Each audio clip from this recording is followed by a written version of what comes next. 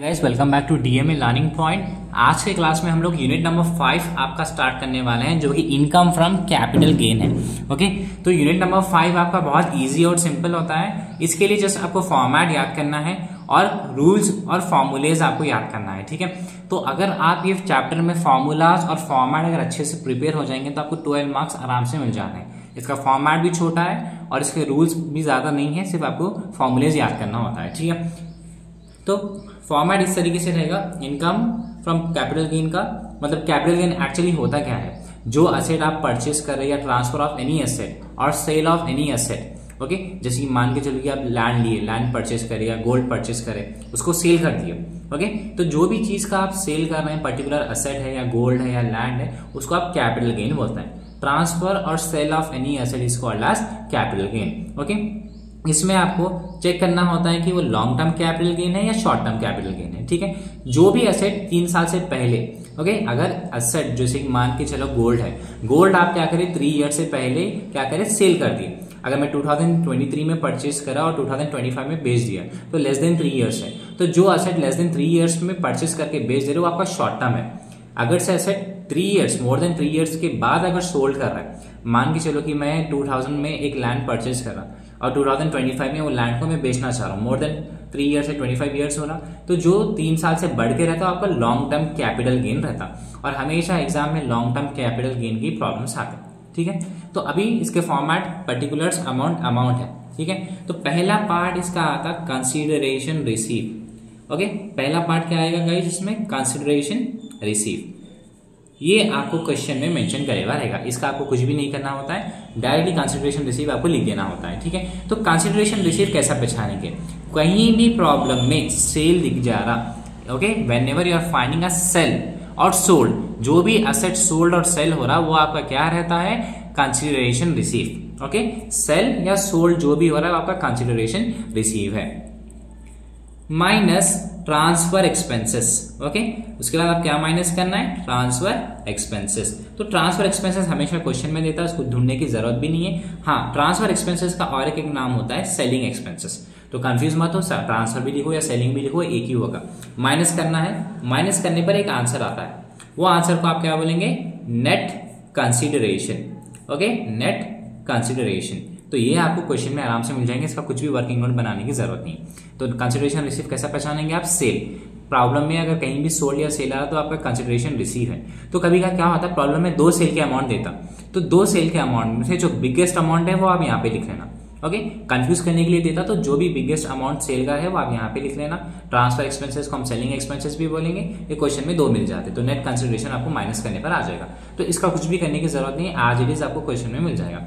But यहाँ से अब ये जो कॉलम आ रहा है यहाँ से आपको वर्किंग नोट्स बनाना पड़ता है और इसके यहाँ पर फॉर्मूला आपको लिखना पड़ता है।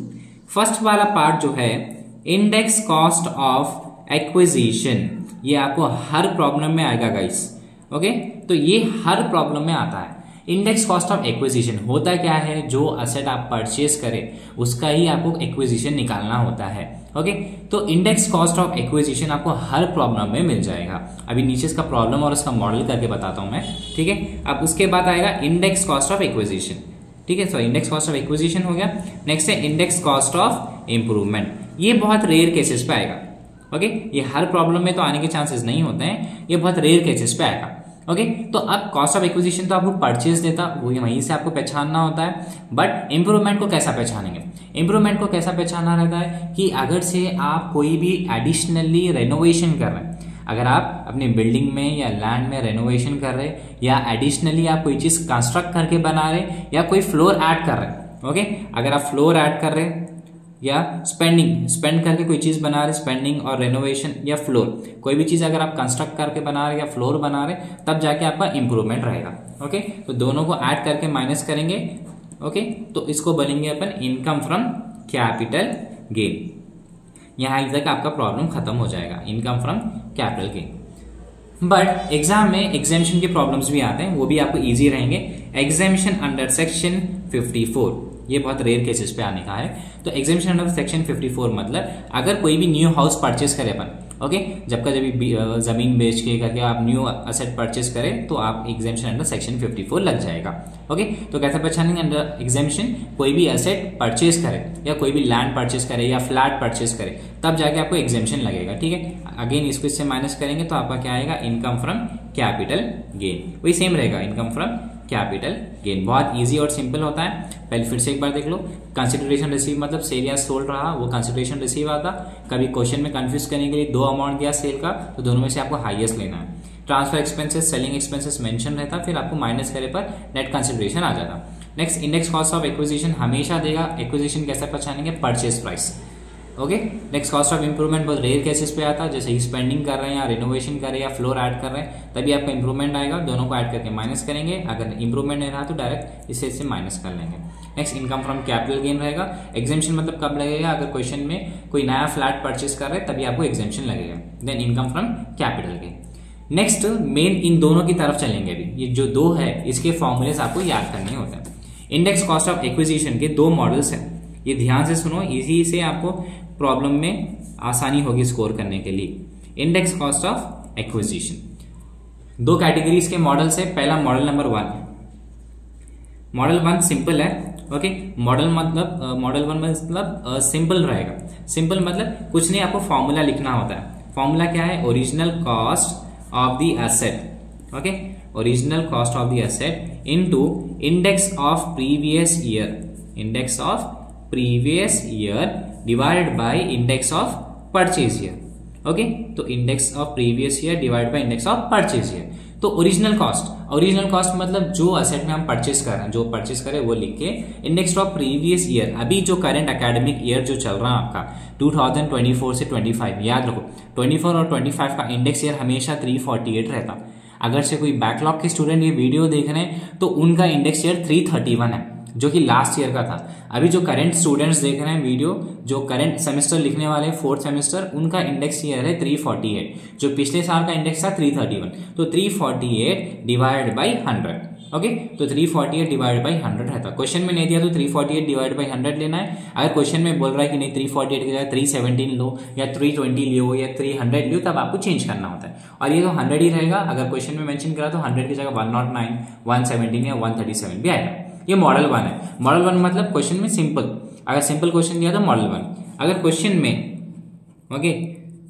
क्वेश्चन में एफएमपी या स्टैम्प ड्यूटी दिया, ओके, ऐसा लिखो first, if the asset is purchase, okay, if the asset is purchase before 1st April 2001, okay, if the asset is purchase before 1st April 2001, then higher of two amounts, ये model 2 है। Model 2 question में कैसा पहचाना रहता है? देखो, पहले इसका प्रोसीजर देख लो। पहले आपको एक्चुअल कॉस्ट लेना है। ओके, एक्चुअल कॉस्ट मतलब purchase price, purchase value. Second क्या लेना रहता? Lower of two amounts. इसमें क्या लेना रहता? पहले आपको एफएमपी लेना है, क्वेश्चन में देता, और सेकंड क्या देता आपका? Stamp duty. ओके, तो ये इन दोनों में से आपको क्या है? लोएस्ट। ओके, एक अमाउंट आ जाता, फिर ये अमाउंट, इन दोनों में से फिर आपको क्या करना है? Highest.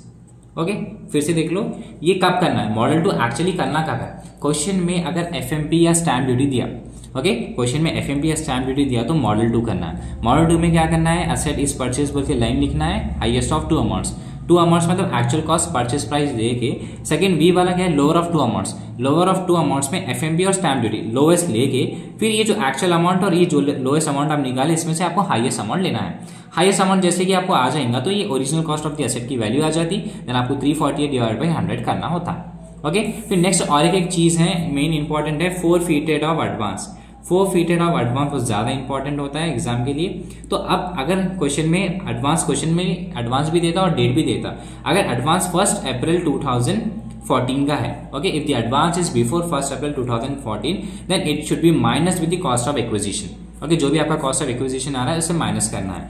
But if the advance receive और फोरफीटेड, okay, if the advance received or forfeited after 1st April 2014, then it should be added from income from other sources. तो इनकम फ्रॉम अदर सोर्सेज में ऐड करके capital gain निकालना होता है। But अगर before रहा तो आपको कॉस्ट ऑफ एक्विजिशन की जो वैल्यू आती है उसमें से आपको माइनस करना होता है। ओके, तो ये आपका प्रोसीजर रहेगा, ये आपके रूल्स रहेंगे, तो आप ये अच्छे से फॉलो करना है। जैसे कि मॉडल 2 आप कंप्लीट कर लेते ना, जो अमाउंट आता सेम फॉर्मूला लेके ये कर लेना। अगर फॉर्मूला क्वेश्चन में सिंपल दिया, एफएमपी स्टैम्प ड्यूटी नहीं दिया तो ये फर्स्ट स्टेप करना, अगर एफएमपी स्टैम्प ड्यूटी दिया तो ये सेकंड मॉडल करना, ठीक है। अगर नहीं दिया तो आप फर्स्ट मॉडल का फॉर्मूला लिख के कर लेना, अगर नहीं दिया तो मॉडल 2 में ये प्रोसीजर करके आप कॉस्ट ऑफ एक्विजिशन निकाल के सब्स्टिट्यूट करना रहता है।